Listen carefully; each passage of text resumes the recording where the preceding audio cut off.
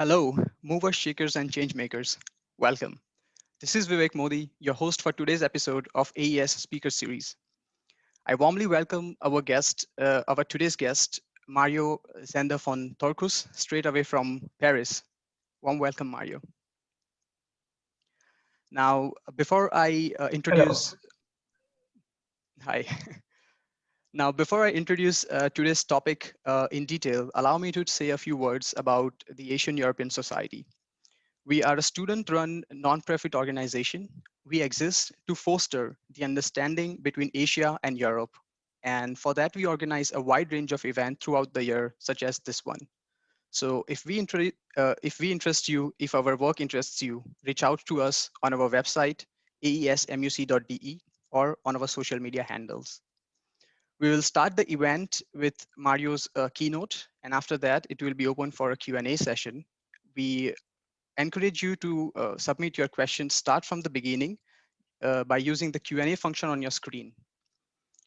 Now coming to today's topic, the World Bank. With 189 member countries, staff from more than 170 countries, and offices in all over the world in 130 locations, the World Bank Group is a unique global partnership.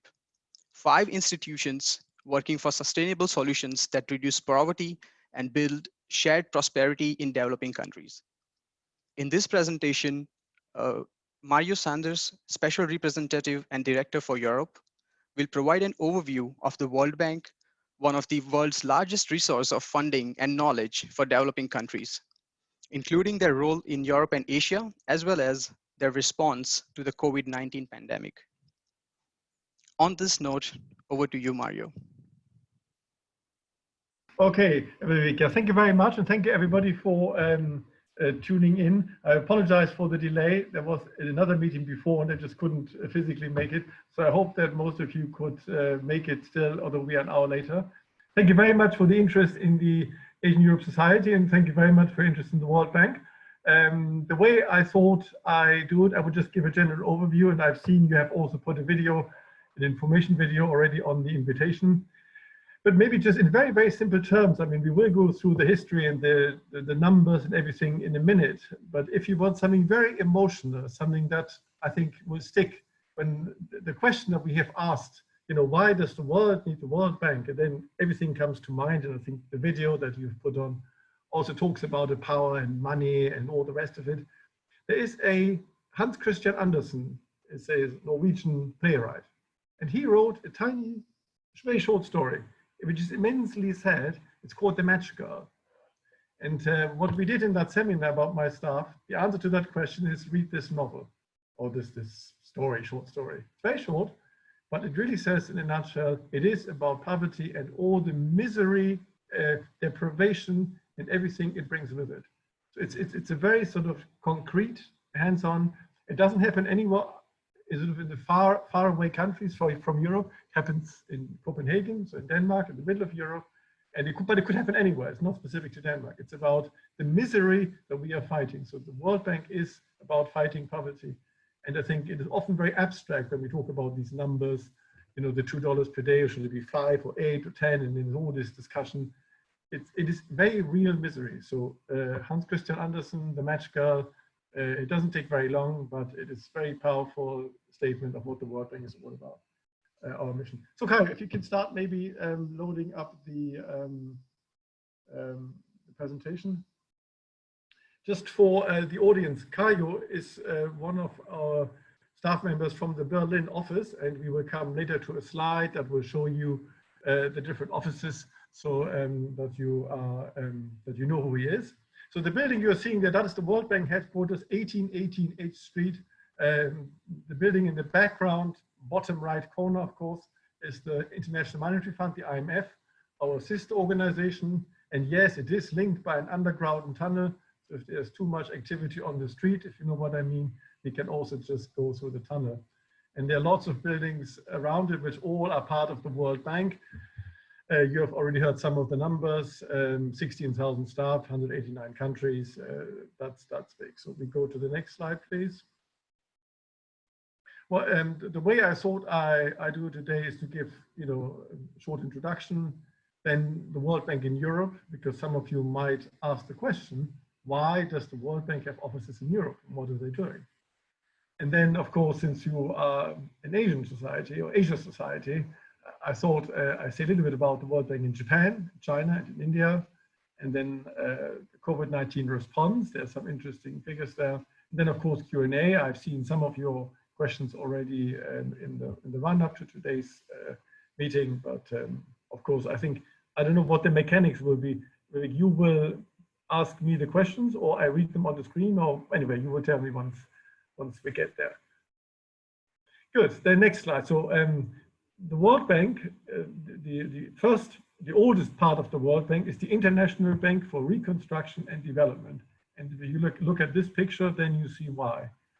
It is primarily Europe, but also Asia that was devastated by World War II, and already during the war, or towards the end of the war, 1944, the decision was taken that there needs to be a fund or a source of money, investment, to rebuild the destroyed economies of the belligerent countries, and that's why the World Bank was created. So next slide. And when we say the World Bank Group, that's actually 5 organizations. The first one, as I told you, is the IBRD, the International Bank for Reconstruction and Development, mother institution. IDA is what we would now call the window for low-income countries. IBRD gives loans relatively close to market rate. IDA also gives grants and much more concessional terms. So the poorest country would typically be clients of IDA. Some countries are clients of both, and the more advanced developing economies are IBRD only countries, as we call them. IBRD and IDA together, that's what we call the World Bank. So when we say the bank or the World Bank, we mean IBRD, IDA. Already very early, you can see 1956, there was a sense development and growth and job creation. It's not only about governments, it's also about the private sector. So IFC does invest in private companies without government guarantee. It gives loans to private companies, and it makes advocacy for investment climates in developing countries. And the advantage, of course, is evident. So if you have an investment idea in a developing country, you partner with the World Bank or the private sector arm of the World Bank. You have IFC, you have them as a co-investor. That, of course, gives you tremendous access. So we crowd in. So there's a good business project, IFC joins that, and the expectation is that because of the goodwill that's created and the due diligence and everything that's gone into it, that will bring in even more private money to projects, development projects. I mean, economic private business projects, but with a development orientation. Then we have MIGA, that's the guarantee fund. I think that obviously we can go back to it later on if in the questions if you want to. And then, of course, ICSID, that's the arbitration, settlement of investment disputes.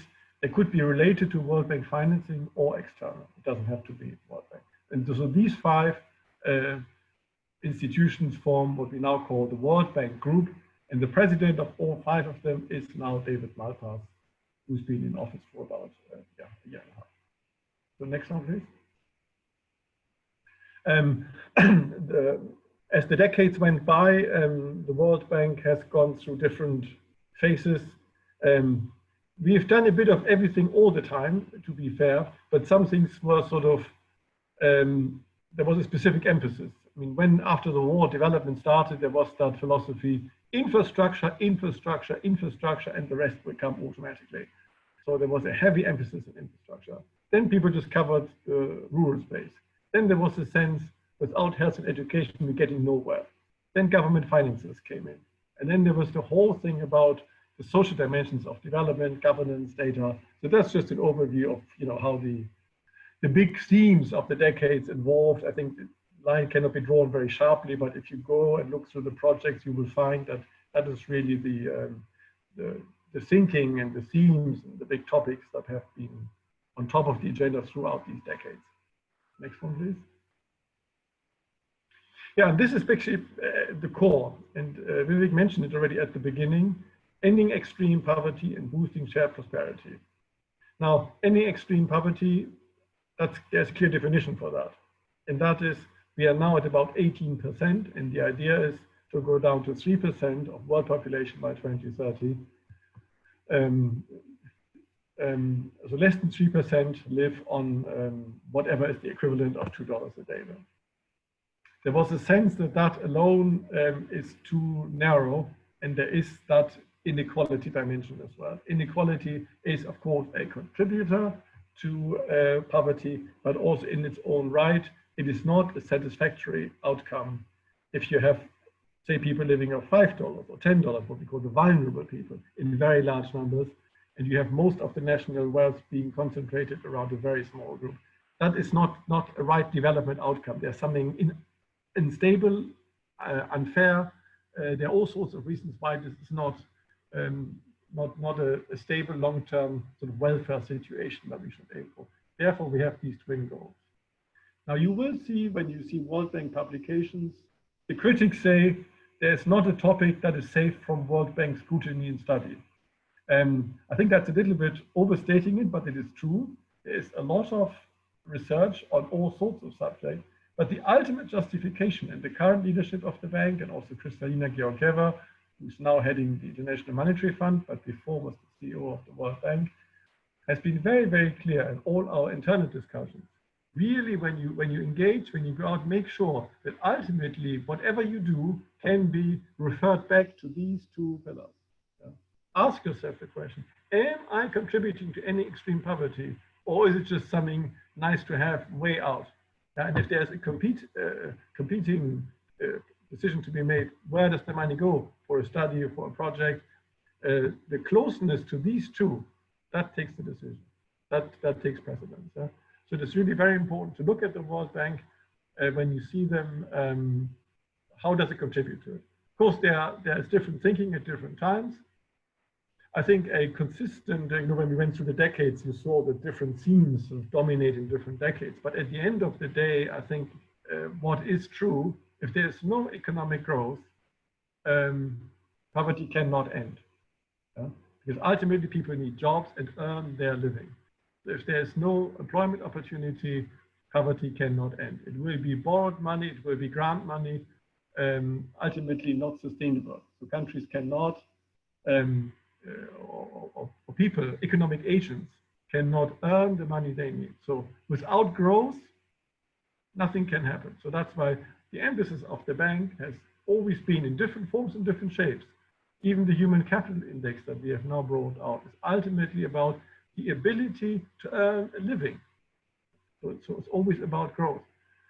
It has brought over the decades the bank sometimes into a lot of criticism that they are anti-social and that they forget this and they forget that. And if you look at the history of the bank, now in retrospect, surely some of the projects you wouldn't do them today. We have also learned a lesson. The bank is a learning institution. But we will always be on the side of the economics. And when a project or loan goes to the board of directors, there is a sheet that has to be prepared. And one of the questions is, what's the economic rate of return? The bank will not finance with loan money or grant money or concessional funds or guarantee an economic activity that is not, does not have a sufficiently positive rate of return. Because if not, what does it mean? It means that we are wasting the resources of our member states. The World Bank project is not something that, the World Bank director sitting in Washington say, oh, we give, $100 million here or there. That's not how it happens. The country, the borrowing country, demands, makes a request for a loan. The loan goes through typically the national parliament and the financial system. It has to be justified. The borrowing institution has to justify it in their own context. And we have to justify to our shareholders, are we really contributing to a better country outcome, a better economic result?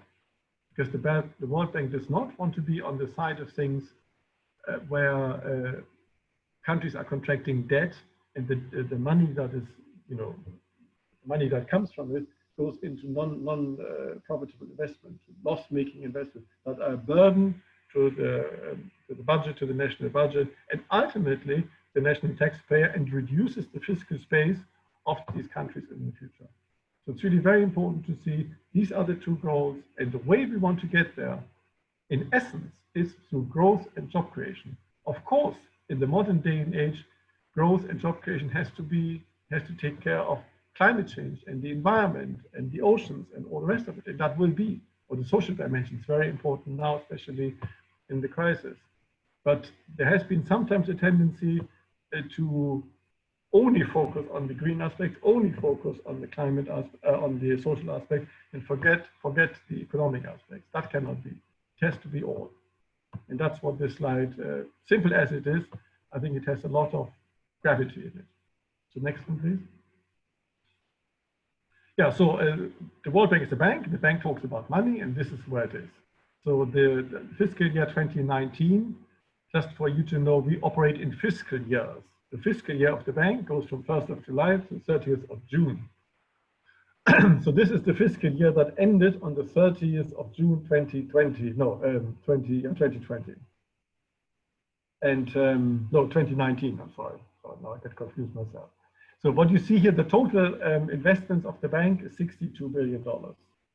That is a staggering amount. And I think you mentioned that before, Vivek, the World Bank is the biggest provider of money for development cooperation. That is quite significant. It is what some of our shareholders call an anchor institution. The values, the principles, the terms of international cooperation for development is discussed, agreed, implemented by the World Bank. It's the market leader, if you will. And other banks, some regional development banks, some national development banks, would usually follow more or less the terms, the projects, the themes of the World Bank. And these countries are, of course, represented in our board of directors, but as an institution, ultimately, what is agreed with the World Bank has kind of the market leader price setting, whatever you want to call it in market terms. So what is interesting? Interesting is, where does most of the money go? Sub-Saharan Africa, 18 billion. And the region that you are specifically interested, I'm not sure that you can see it now.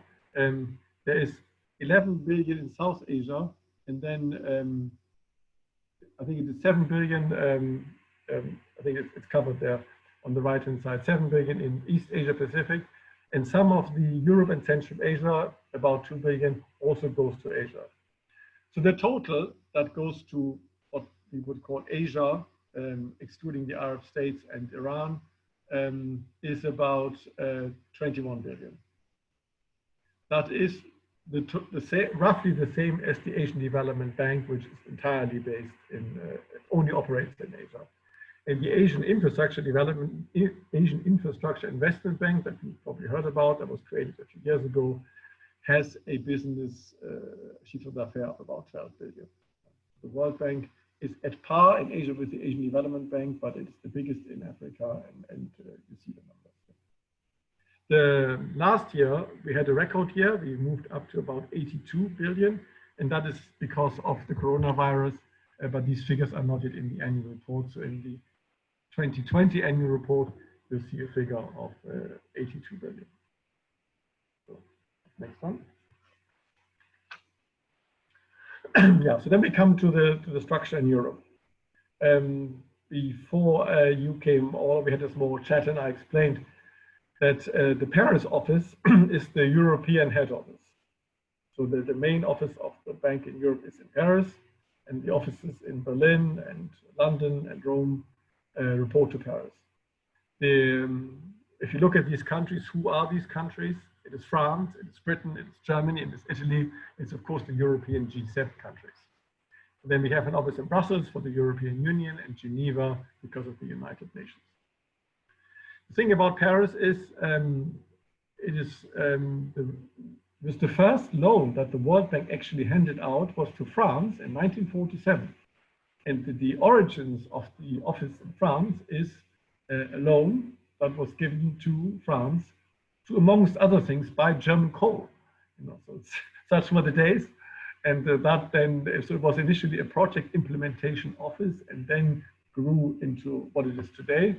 And I mentioned earlier, so you might be wondering, why do we have an office in Paris today? Because maybe France took loans from the bank in 1947, but surely not today. That's true. The Western European countries are what we call Part 1 countries, that is donor countries to the World Bank. So my role and Cario and all the other colleagues in Europe, we engage especially with governments. The board of directors are government appointees. Our shareholders appoint supervisory directors to the bank to make sure that the bank, the strategies and the projects of the bank follow the guidance of its shareholders. But also, of course, countries want to engage with the World Bank. It is a very important player, as you have seen in the previous slide. So if France, for instance, wants to engage in the Sahel in Western Africa, they have to liaise with Europe, but also with the World Bank, because the World Bank has a lot of funds and structures they can contribute to have a good joined up effort and not France, Europe, and the World Bank and others all competing. So our role is to engage with governments to make sure that the interests of the accountability and the interests of these governments are respected and that they get all the information they need, but also to arrange meetings. So a lot of our work was arranging visits of the World Bank president and the CEO to European governments.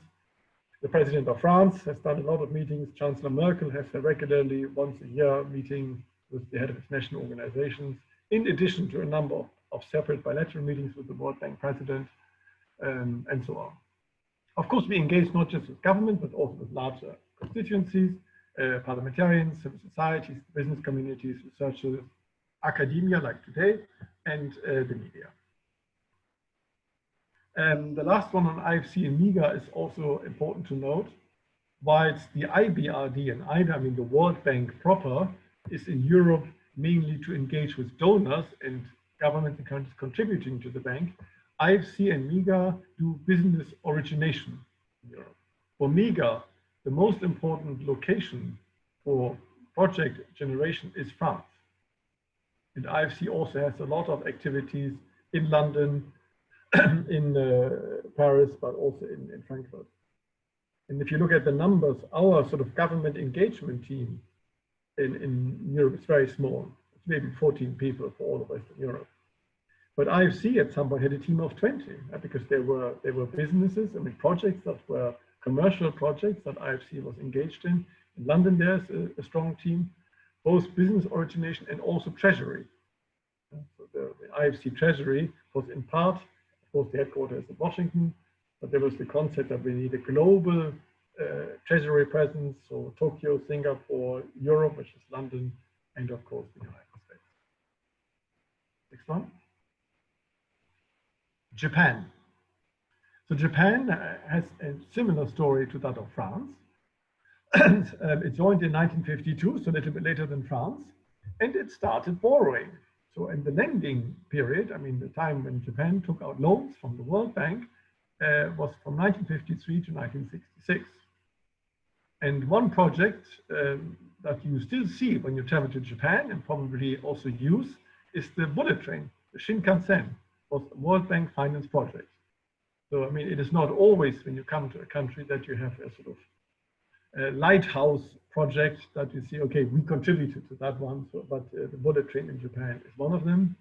If you look at the numbers, in 1964, Japan borrowed, or the bank committed to Japan, $125 million. There are different ways of calculating it, but in very rough terms, this is about $1 billion nowadays. So Japan took out what is now the equivalent of $1 billion borrowed from the bank.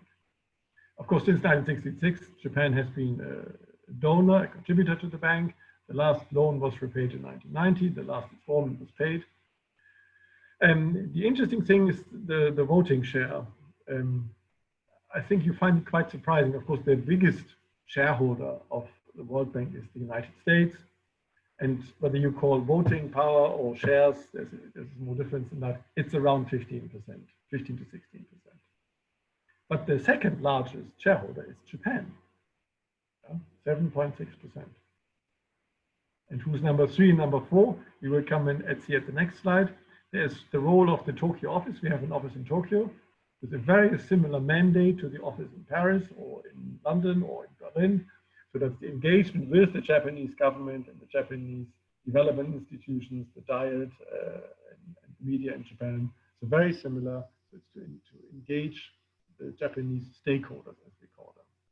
Next one. Yeah, so and here come number 3 and number 4. Number 3 is China, 4.7, and Germany, 4.1. Now, this has not always been the case. I think it was 4 or 5 years ago, maybe 6 years, that order changed. Until then, it was the United States, Japan, Germany, and China in fourth place. And there has been a long discussion about making the shareholdings at the IBRD more reflective of, first of all, the economic weight, but also of population, of role in global affairs. And I think it is absolutely the correct move that China goes before Germany. India has about 3%, but of course there is an expectation, if you look at the formula, which is very complex, at some point India will also pass Germany, of course. And that is the correct thing to do. And you will see it's a very lagging formula. It takes a lot of consultation, but it was an important recognition that China had more voting power than Germany. It changes nothing at the board. Why? Because almost all votes are taken either unanimously or some countries abstain. But the vote, when projects are voted, it's always unanimous. Quite often the United States abstains, sometimes also votes against because there is a mandate from Congress. So Congress has enacted a lot of legislation that the United States cannot support in shareholdings in the World Bank and in the regional development banks and wherever they are members. They cannot support certain types of projects in certain regions for certain types. Then the United States would typically make a statement, it is probably a good project, but because of the legislative mandate, we vote against it. That is very clear. And everybody understands that. It's not a source of friction. Of course, the US government is bound by the decision of Congress. And there are a few instances of other countries where it's similar, but that's really the most frequent thing, and that's not an issue. There's a debate now, of course, should the World Bank continue to lend to China? I think the agreement is, and that's, maybe if you can come to the next slide, Kayo, that we really concentrate not so much on the classic job generation, economic growth kind of work. Yeah. So it's more focused, so very specific themes that are in the global interest, so typically climate. For instance, there was a major pollution control project in the larger Greater Beijing area, Beijing and the surrounding provinces. That was a joint operation by the World Bank, the Asian Development Bank, and the European Investment Bank. That is, of course, lending to China to contribute to a global good, typically something that would, of course, continue in everybody's interest. And China will continue to play an important role and has played an important role. If you look back at the history, Chinese officials will tell you that the funds, the financing that came from the World Bank was important, but at least as important, if not more important, was the knowledge of the bank. And so the World Bank was the most trusted institution to accompany the national government in sensitive and major economic reforms. And that's really to this very day. What is our claim to fame? Yes, the World Bank has money, but it has knowledge, it has convening power, and it has an ability to implement the project. So it's all very nice if you have experts recommending, oh, you should do this or that, or don't do this and this and that. Maybe, maybe not, we don't know. But the World Bank, as a partner for governments, can say, yes, we have done this in many countries in the world. We have a track record of delivery. That is also something that, if you look back at the Chinese relationship, that is really a relationship of great trust and of transfer of know-how. And even if the volume would now go down and it's more focused on certain interests of global interests, it is still a very important relationship. Next one. Yeah, then we come to India. I don't know if you can see the last bar on the right-hand side. In my screen, it's covered, but the commitments in 2020 were more than $5 billion. That's highly significant. It shows, of course, what the first paragraph here says.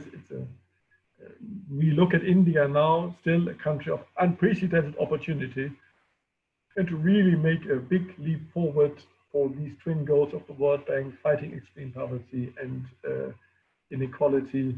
Indian government is keen to do it. And then you have here the three areas that we focus on. But of course, India being a huge country, like a subcontinent, it means a lot of things in India, but it shows that the partnership between India and the World Bank is very extensive, and the World Bank is heavily invested in this. Okay, the next one, please. Yeah, on COVID, the COVID has many dimensions, but maybe let me talk about two in particular. One is the health dimension of it, and the second wave, which we already write in, is of course the economic issues. So a lot of countries didn't have the resources to buy or set up the teams for the medical response. So the medical teams, the medications, the sanitary equipment, the hygienic equipment, the alcoholic liquids, the masks, the gloves, and everything else that is needed. And also, this is just the prevention, but I mean, the big problem of COVID was, of course, in the hospitals, so the ICUs. Even a lot of countries in Europe were beyond capacity in ICU. So the World Bank made a lot of loans available to finance the initial medical response to a lot of countries, more than 100. But then the next theme is, of course, the whole question about the economies. Even if some countries in sub-Saharan Africa, luckily, are much less affected from the virus and the health aspects, economically, it's a really major global challenge. Because their markets, their supply chains, they are part of a global supply chain. They are part of sort of multi-country processing value chain, and that chain is just not happening, just suspended now. So there's a lot of layoffs, and so keeping the economies going, and of course there are different numbers. I think very modest calculation is 100 million people will go back to extreme poverty. That's the type of poverty that you see when you read that novel that I mentioned to you about the match girl. That's what it is, 100 million. That's more than all of Germany, as if you look at the dimensions, and I think we can quote other countries in terms of. So it's just a figure, but it means a lot of individual people and real misery. So the World Bank has been very keen to get the money out quickly, to help governments respond. I think we are not anywhere nearly at the end of it. So we hope that at least there will be some medical news coming beginning of next year. But the economic rebuilding and building back better is, of course, still on the agenda. You see here, building back better. That means we think it is a missed opportunity in all of this is we just say, okay, let's get back to January 2020. No. This is an opportunity to do things differently. And if you look at what we are doing here today, we're all in different places and we convene. What's the CO2 emission of this event? Near zero. Now, I could have come in pre-COVID, maybe I would have come to Munich. Some people would have traveled around.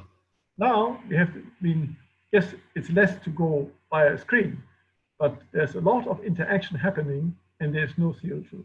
So the whole idea of, does everybody really have to travel everywhere all the time? Already we had a discussion inside the bank before whether this is the right thing for us to continue to do. But now after COVID, I think there will be, the business reality will be very, very different.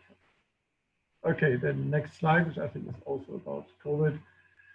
This is just how we have really ramped up the lending at in 3 months, 32 billion, even for us.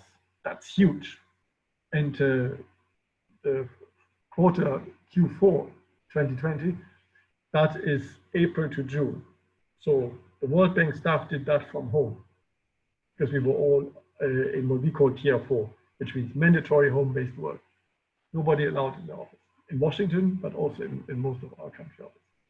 So it was an enormous delivery, and I think it shows what I said earlier, the bank can also deliver even in difficult times. And then I think last slide. Yeah, good. Okay, yeah, thank you very much. I think I'm a little bit over time, but I hope that's okay. Thank you very much, Mario. It was very informative and very insightful. Um, so we open our Q&A session officially. We already have a couple of questions submitted during the registration. So we will start with that.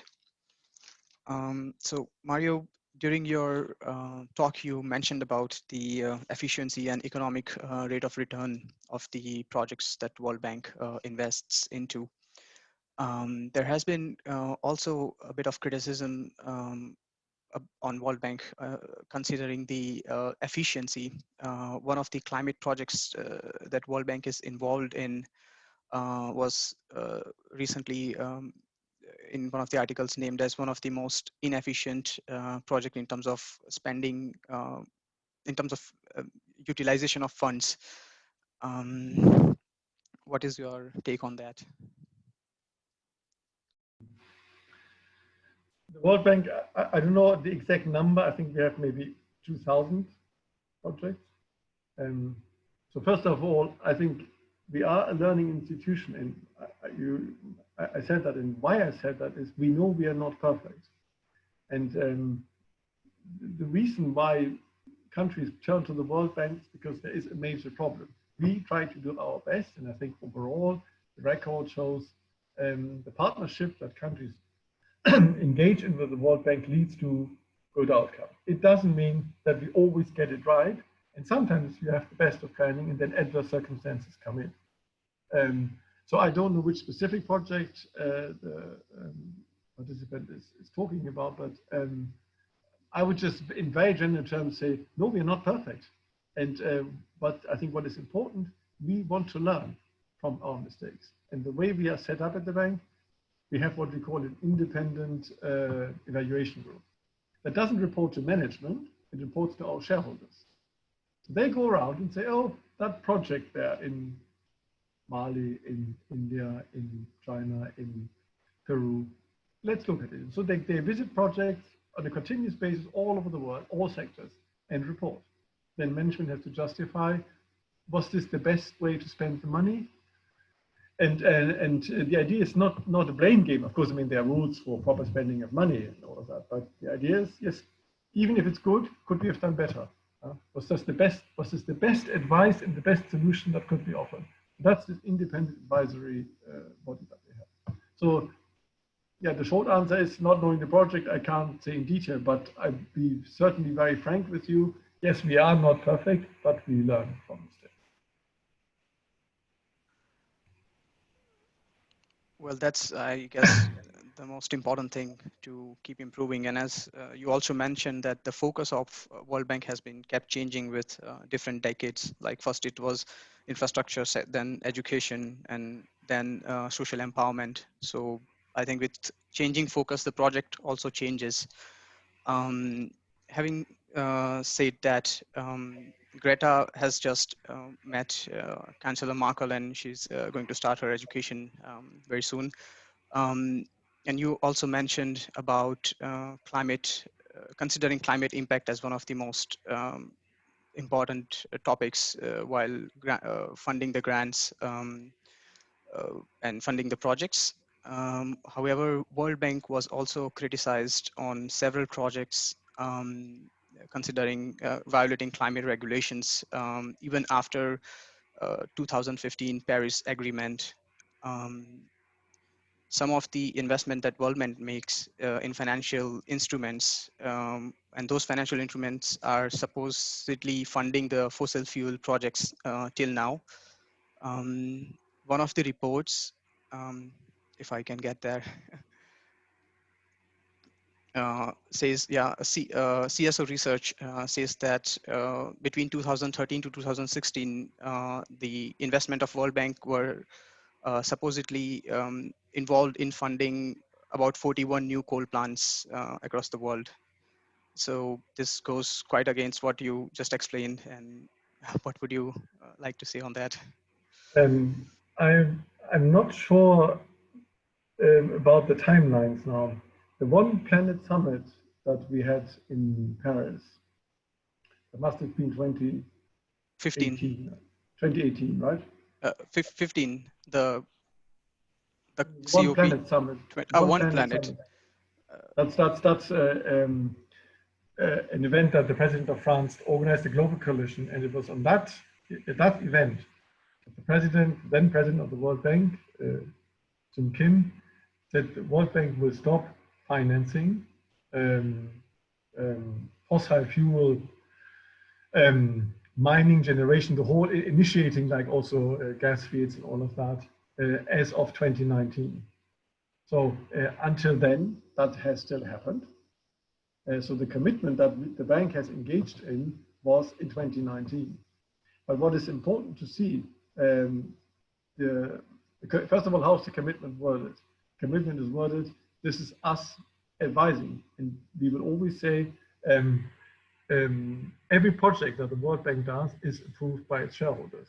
So if the shareholders collectively say, do it, and you see, there's always this idea the World Bank is independent, does its own thing. They don't. We do with the borrowing country and the global community that is represented in our board. But the commitment we have made in 2019, in 2018, starting 2019, that we will not finance the mining, I mean, it's new gas, new oil, new coal, unless there are exceptional, compelling circumstances. The 41 number, I think, probably relates to the period before, but it is also important to say, why are we doing it? It is not because it's the fashion or there's a very compelling economic logic that I think the climate activists will like, but they should also be aware of it. The argument that was made internally, and I was, present in some of the discussions that Jim Kim had inside the bank. He said, we are investing, we are financing investment ruins. If we now start building, gas exploration or oil exploration or copper, the time it takes until they actually provide energy, renewable energy has taken over. It's an inefficient source of energy generation. It's just bad investment, even if there is no climate, which has real negative economic consequences, the pollution. But even if it wasn't, it is no longer a good source of energy generation. So the internal logics, this internal rate of return, are we advising our client well to borrow money, pay back with interest, to invest in something that has no future? No. Unless there's a very compelling, people are dying because they have no energy. Well, that's a situation. So there's an opening in that commitment. But the general line is very, very clear. We're committed to the climate objectives, but also economically, it makes no sense. So I think the World Bank is very clear. So I have to see when was it, but I would assume this predates the commitment, because the Paris Agreement is different from the commitment of the bank. The World Bank president committed in 2018, starting end of 2019, that we would stop financing. Diverting the topic a bit towards what you just mentioned about COVID. You said about 100 million people would go under extreme poverty, and coming from a developing country, this is a very shocking figure for me personally, and I cannot imagine such a humanity suffering from such pain. And there has been several reports talking about devastating impact of COVID, and especially on developing world. In your view, how long will it take for developing world to raise up again, and how would they do this? Of course, World Bank is providing support, but what should be the policy decisions, and how should the governments move forward with the current situation? I mean, no easy answer to this one. I think if you look at the pre-COVID economy, it was highly interdependent. And a lot of the poverty gains and the growth in developing countries all over the world was because they were part of a global value chain in different ways. So a different stage of the product, it went from this country to that country, or they provided, so it was quite a good, everybody benefited from that, to see the good side of globalization. So the way we are set up, I think there are two lines that I see. First of all, these interdependent global value chains in some form will come back. So we need to encourage engines of growth. The sooner maybe East Asia is a bit more advanced in fighting COVID, so the economy there starts early, and then that can have a locomotive effect on surrounding economies. But I think the whole or a big debate pre-COVID was already, do developing countries really have to go the same path as Western Europe? I mean, now Western Europe looks nice and developed, but the paths were not really something that everybody we would recommend should go through. So the idea is not COVID an even stronger opportunity for the shortcut? Give you an example, education. Pre-COVID, there was already, and we joined President Macron, the head of UNICEF, and our president to a trip for the GPE, the Global Partnership for Education. And we visited the country, and it was interesting. The country had always invested in school attendance, and everybody was in school, but the outcome was not good enough. Although they went to school, and even female participation rates, girls, was all much better than average, but it was not good enough. So the idea of remote education, because the teachers didn't have their own knowledge, they didn't have access. So remote education in COVID, because of COVID, schools had to be closed. So there's a massive push now by the Global Partnership for Education with us and other donors to promote remote education. So it's better education, and education also for girls at home, because it goes via the computer. So there's a whole push to accelerate, for instance, the building of human capital. Because of COVID, there is no money available, and that's why I said, let's not just rebuild the school or the sanitary installations in the school. Yes, it's important, but maybe there's a smarter way to reach the education goals and also reach audience that otherwise we would have probably not reached. So I think to make the best out of the very difficult situation we have is we should rethink what is the smartest way forward. And this whole digitization debate was already in full speed, even more now, because it shows it is much an economy based on digitization. It's much more resilient to these types of shocks. Now it was an epidemic, but if you look back, we had floods, earthquakes, fires, wars. There are so many reasons why development cannot happen. And if people can, through digitization, still participate in the economy, first have access to it, but also continue to engage, even when we have some adverse effects, I think there is an opportunity. So I think the challenge will be to have a smart response to exploit also the upside, so that the funds that come from the World Bank and from others now for a fast track to a better future, not just go where we started. Yeah, I think if that is, of course, there are several learnings from this pandemic, but one of the biggest one is undoubtedly digitization and investment in technology as forms as governments. I have a personal question, very quick, about the slides that you showed. You said in the beginning that World Bank would reach 82 billion this year, by end of the year? In the fiscal year that ended on the 30th of June 2020, okay, we had 80 billion, and on the fiscal year before that, ended 30th of June 2019, we had 60, yeah. But then in the last slide, it was mentioned that World Bank will put 160 billion for COVID response. Is it That's over 2 including years. this, or basically the 160 is 80 plus 80. Yeah? So we had 80 in the financial year that just ended in June. We expect to have a similar figure in the current fiscal year, and if you have 80 and 80, you get to 160. But that's a figure like this. I mean, it just gives you an order. The idea is to get an order of magnitude. Yeah. But that's really the idea. But the point is, 50-60 was the long-term average. We had 70 before this year, so we really ramped up because of the COVID to 80 in the fiscal year that just ended.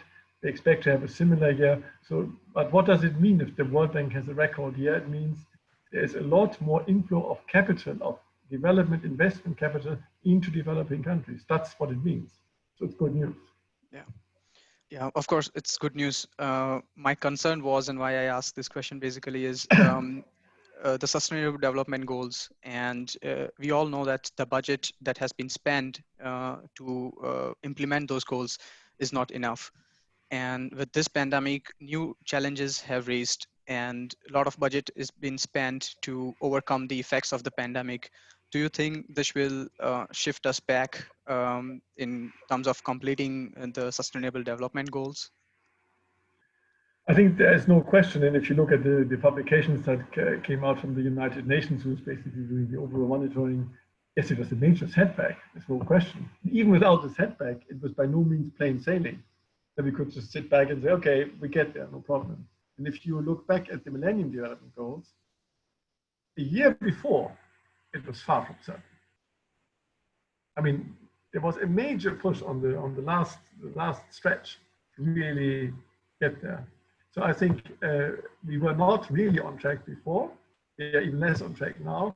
But I think the good side of it is people are energized and mobilized. People want to make it. And if you look at the extraordinary investment that the bank has made, others also making big efforts, the European institutions and the United States bilaterally and Japan bilaterally and others.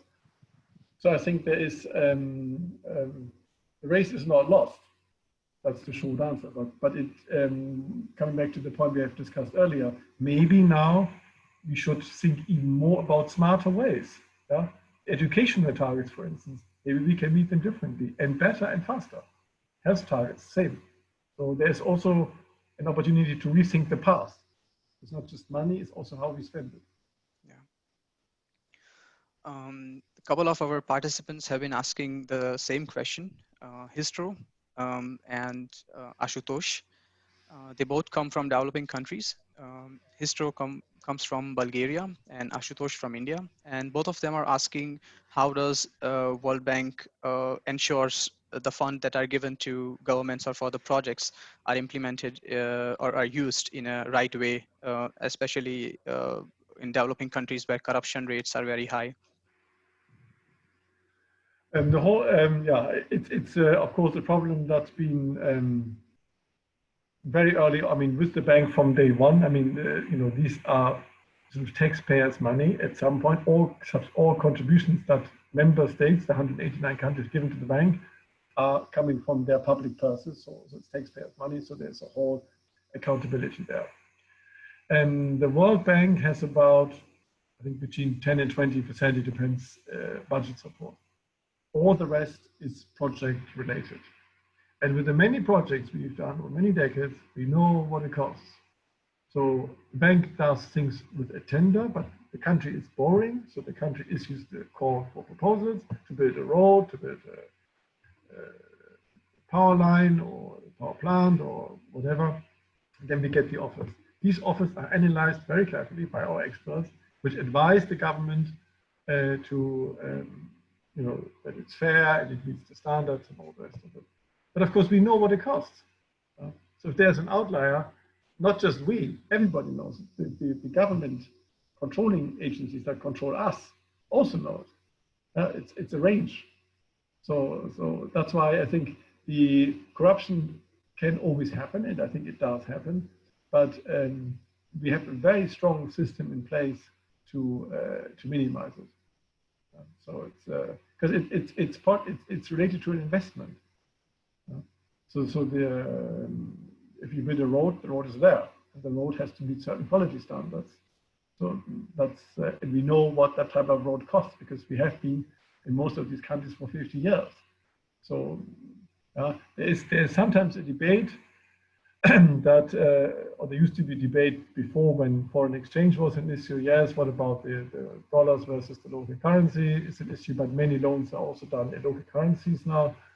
And so I think it is an issue we have to be very vigilant about because it's our accountability to our shareholders that the money that has been entrusted to the bank is indeed spent to the in the interest, really for the purpose it was meant to. But I think we have come a long way.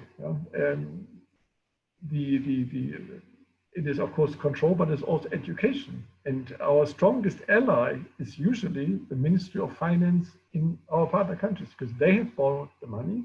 They are in charge of the loan for their country.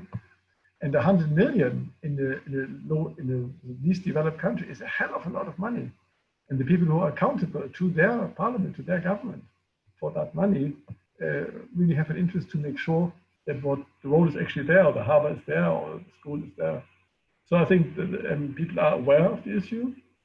It's monitored. You can never be 100% sure. So there will always be instances, But I think if there is a better way to have even better incentives, we'll be the first to be interested. There's no question about it. Our next question is about China. So I will merge questions of two participants together. And the first question is, do you think the US-China trade war is slowing down the recovery rate of COVID pandemic?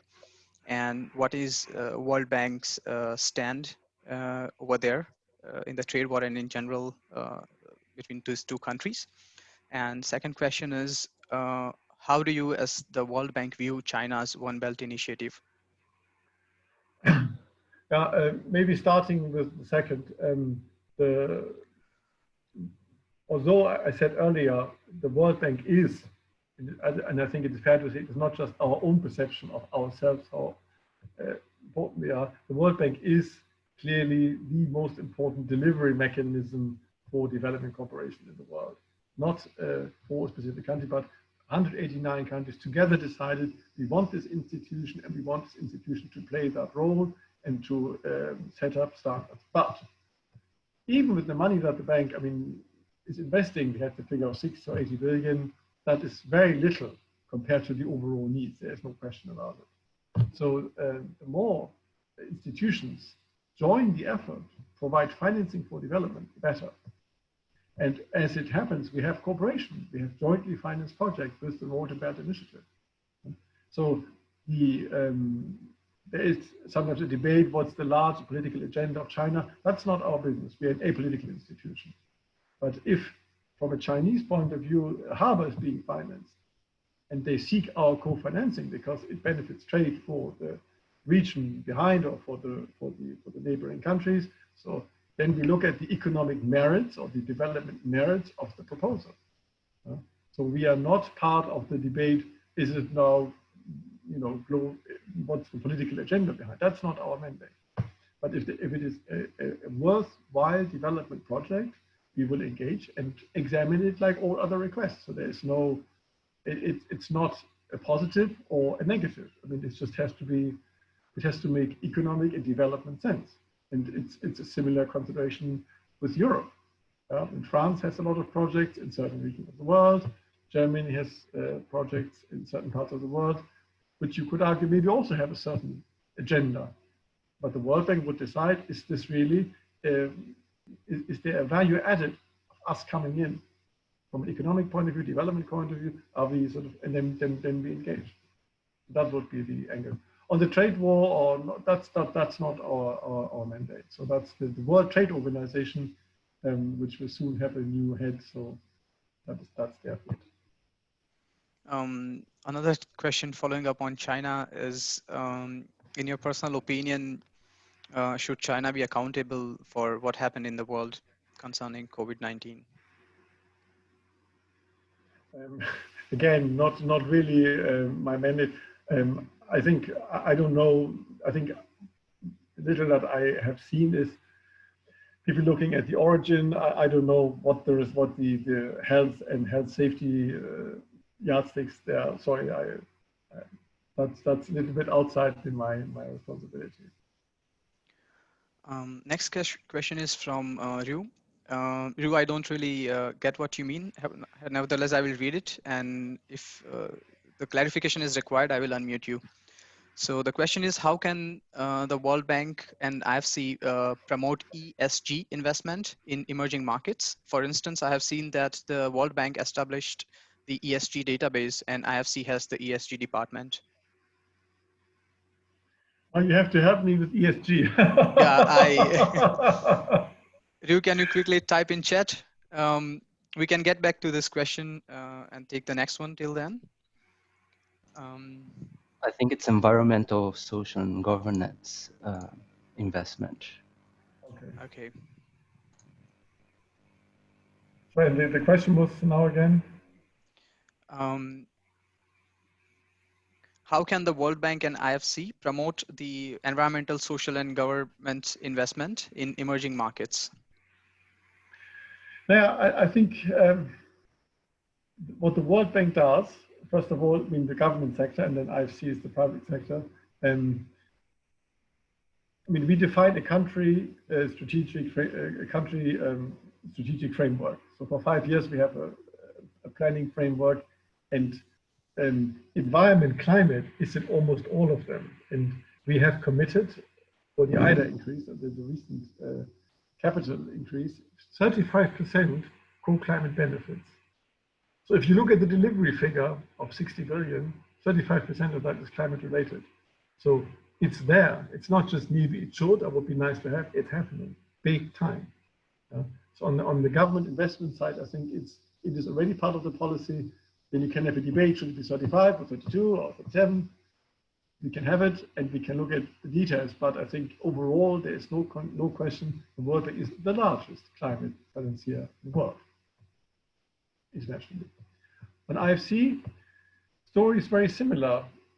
It's not that IFC thinks, oh, let's go left or let's go right. IFC has to look at the market, and that's what they do. Guess what the market does? The market is very keen to sponsor projects that are environmentally conscious, that have a social benefit, this whole corporate responsibility, social benefits, that it's a good investment. They can go to their shareholders.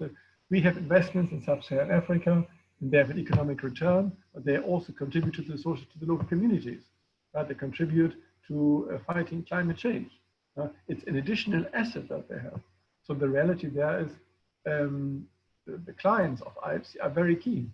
And IFC, of course, has all sorts of additional incentives in terms of, going to more difficult markets, what we call frontier markets, to promote that type of investment. So it's very much the policy already, both on the government side, World Bank, but also IFC for the private sector.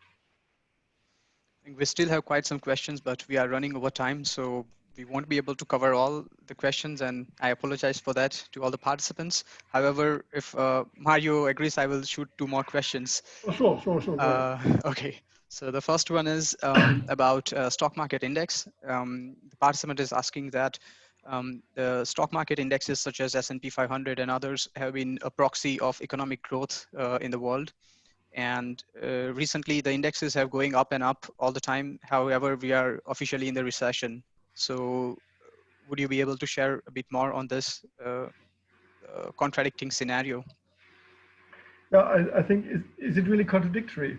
What does the stock index, what does it mean? If an investor buys shares, it means the investor has high hopes for the future. And that's the really good news. If you look at the Dow Jones, but stock exchanges in many countries, it did go up. That means that the business community believes there will be an upswing. That's the really good sign. So I think, of course, there are many additional psychological and other factors. There may be also speculators, whatever. But I think the overall message is, and if you look at, for instance, the orders of German industry, they are almost at pre-COVID levels, orders. It's again, the future. So the investors think, let's look at a year from now, we will be out of the tunnel, and then there will be activity. So people are already planning now for the recovery. And that's why it's very important. Yes, we have to look at the consequences now, which are negative. There has to be social mitigation, all the rest of it, but never lose sight. The economy will go back up, and we want that to be a better economy. A greener economy, a bluer economy, a more socially friendly economy, a fairer economy. So by just seeing all this happening, all of a sudden, everything is like before, missed opportunity. So I think it's a very important sign. The people who make investment decisions have come to the conclusion collectively, the market goes up. There is an upswing, a big upswing down the road. I think it's a very positive signal.